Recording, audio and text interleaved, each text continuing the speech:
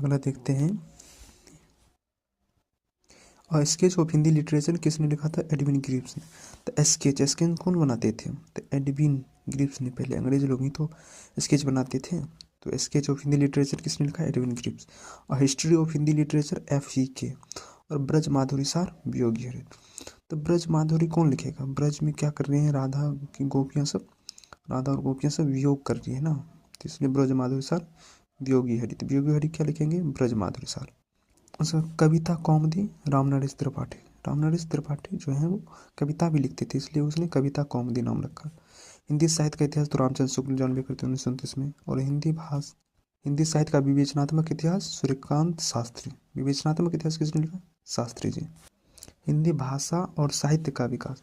हिंदी भाषा और साहित्य का विकास किससे हुआ? तो ये लिखे है अयोध्या सिंह उपाध्याय हरियोध ने। तो ये बोल रहे कि हिंदी भाषा का भी विकास और साहित्य का भी विकास कैसे हुआ है, तो कौन लिखेंगे? अयोध्या सिंह उपाध्याय हरियोध साहब।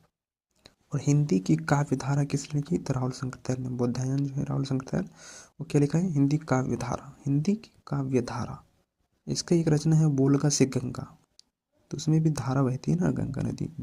उसी तरह से काव्य धारा, हिंदी काव्य धारा किसने लिखा? तो राहुल शंकर ने।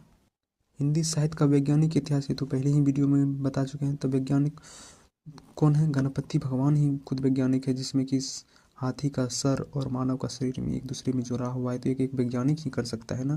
तो इसलिए वैज्ञानिक इतिहास भी कौन लिखेगा? गणपति चंद्रगुप्त। तो जहाँ पे वैज्ञानिक आ जाए वहाँ पे वैज्ञानिक समझ लो गणपति भगवान थे। और हिंदी साहित्य का सरल इतिहास में संक्षिप्त इतिहास, जो कि सब समझ सके थे। बहुत पतली इसकी किताब आती है विश्वनाथ त्रिपाठी की। तो सरल इतिहास किसका है? त्रिपाठी जी को, वो पतला वाला लाल वाला का। और हिंदी साहित्य का दूसरा इतिहास, पहला इतिहास दूसरा इतिहास ये जो है बच्चन सिंह लिखे हैं। हिंदी साहित्य का दूसरा इतिहास किसने लिखा? बच्चन सिंह।